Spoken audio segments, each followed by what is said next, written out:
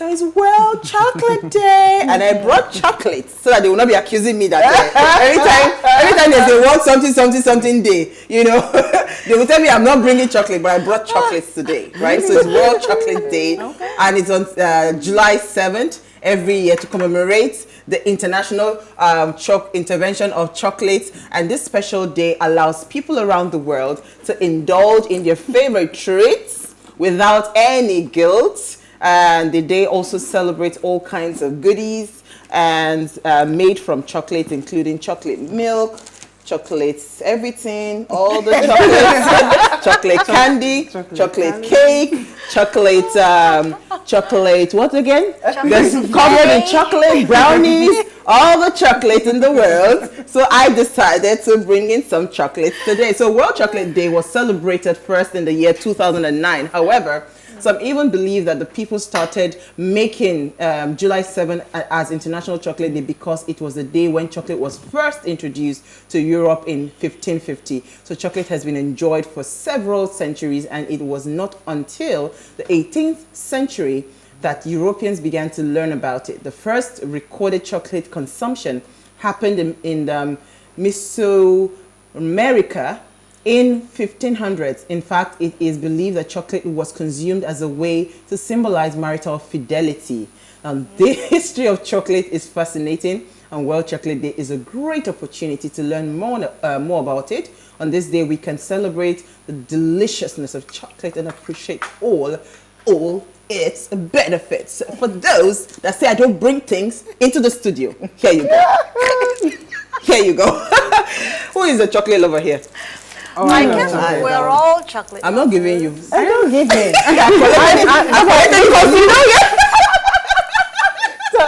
The truth is out. I think I now understand the concept behind people giving gifts and chocolate. They give roses and chocolate all the time. It's a symbol of love. Yes, it's a symbol of love. It's a good one, though. Yeah. I'm not a fan of chocolate, but at least, like you know, I love Bounty. But I did share chocolates today. Yeah. And I didn't know that it was in the spirit of the World Chocolate Day. Wow. You were in the spirit. Oh yeah, it's okay, ladies. Let's check our news. Sharp. What did we find in the news today? Should I go first? Yeah, go ahead. Okay, this story actually resonated with me because, you know, in Nigeria, we like to insult people so much on social media. And this story actually resonated with me. If we get something like this in Nigeria, I'll be quite happy. So we have cyberbullying now faces a 1-year jail sentence in Japan. However, this was brought about by a lady who actually committed suicide due to the fact that she was trolled on social media. Oh, wow. Yes, and she was only 22. Oh, wow. Yes. So if we can have something like this, you don't understand the mental health of that individual. Yes. And what was said to her was that, okay, it's even better if you leave the surface of the earth. Basically, you can't say things like that. You won't be missed. So she actually obliged the individual or whoever said that to her and actually took her life at the age of 22.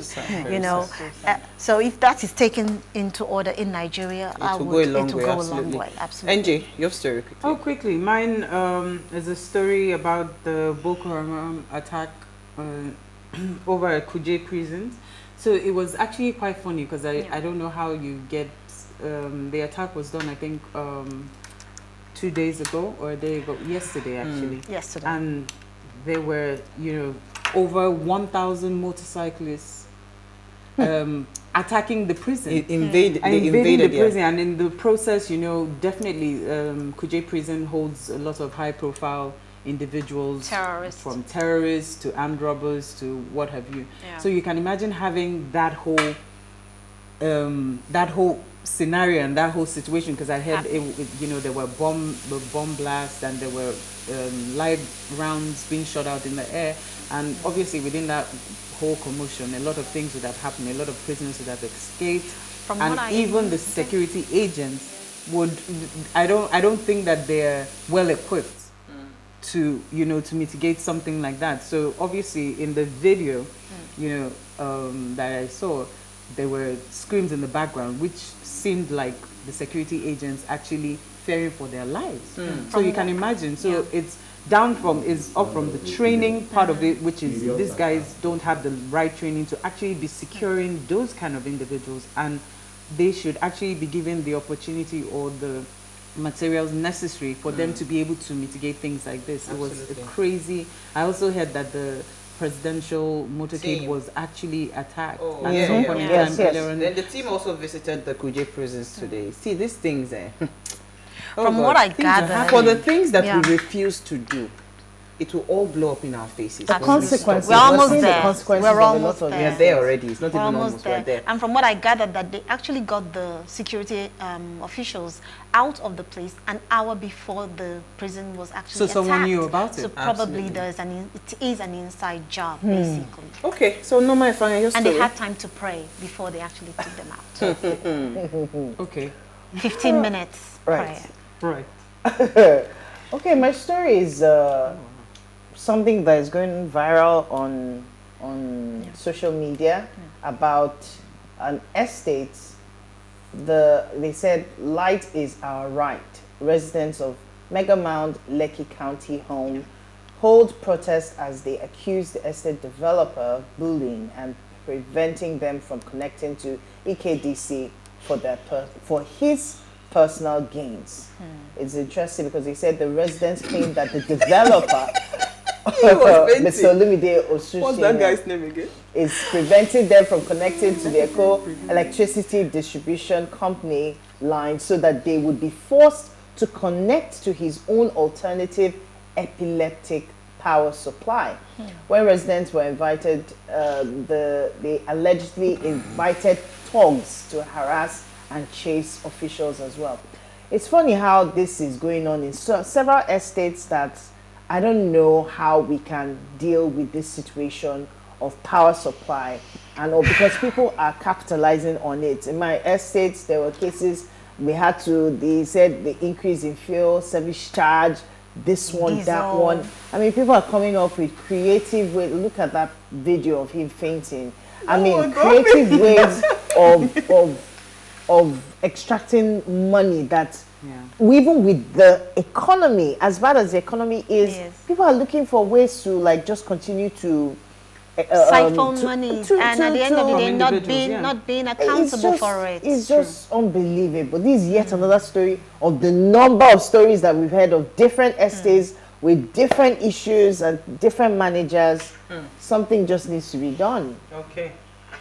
It's all about the people. Even my own estate, we are going to protest. We're coming for them.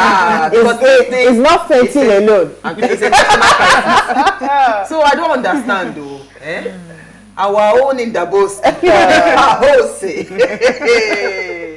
there's a video that has been going around for a while now of the popular prophet Odumeji being beaten. When I saw that video, I said, come now, what? Even if you want to demolish, it was slapping how it could get to that. How it got to that, I don't get how it got to that. But the allegation is that, the building, the structure, it was a targeted, what's it called? Demolition. But, a lot of people, when they see things like this, they'll feel like it's targeted.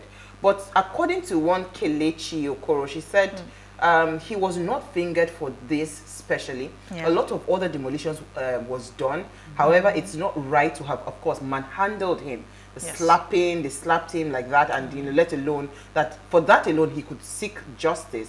His church has been fingered for demolition because it was built over a drainage system, right? And he had been duly notified before demolition began. So no one is above the law.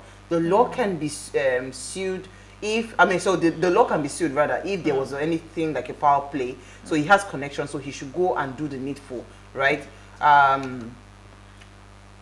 So it's one thing for us to see videos like this and whip up sentiments, but it's another thing for us to be conscious to ask questions. Absolutely. Conversations around drainages. We are talking about flooding. Look at it. Issy is coming back to the studio after how many weeks? 3 weeks. And guess what? The truth is, it's going to even get worse as long as the rain continues. Because I have seen how bad our drainages are and what it is, the ripple effect. I was talking to someone, I was passing through some parts of Lekky, and I was saying that, is this what you guys pay millions of naira for? Rentage. and in front of you can't even come out of your house because water is already, the level of the water is so much. So and when the gullies, things the like bad this, roads. please, by all means, let the government demolish it's the anything. same government that also Authorized it.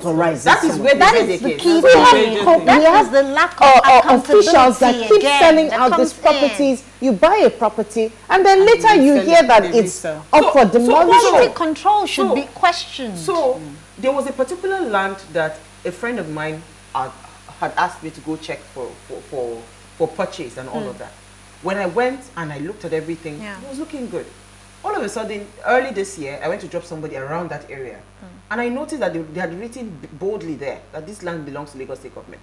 If you look at that land properly, there is a big, water drainage system around there. So it is possible that that land was even never up for anything construction. But we know how all these developers are. They see a very good land, it's a very prime location and all of that, and they want to build. So I get that part, that there's a part of the government. You see, this is what I'm saying, that you see, all we need is one correct head in leadership, because all this is that is going wrong. We need 5 correct heads, so that they won't team up against the one correct head. But I'm even saying that so that but the only challenge with that correct head is that before you leave, put up a system that whether you are there, you are not there, the right things are done. You know, the right things are done. So that's where it starts from the local government, all the way to the state government, all the way to the federal government. So we should start having the right people in power. But this manhandling was totally wrong. There was no need to slap him, to hit him. That was wrong. He has every right to sue them. Decency, the way they handled him, even as a criminal, in any place. You, until proven guilty, is it not? You cannot. But it's not even a law court. And it's not even a law case. Not even a law court. No. So let's take a break. You know, demolitions and tempers will rise. Why do you want to know? But he should have touched him. Learn to treat people with respect. Yes, our security agencies have to. All right, on that note, let's take a break. When we come back from the break, we want to discuss religion and fear. Religion and Fear and guilt. Stay with us.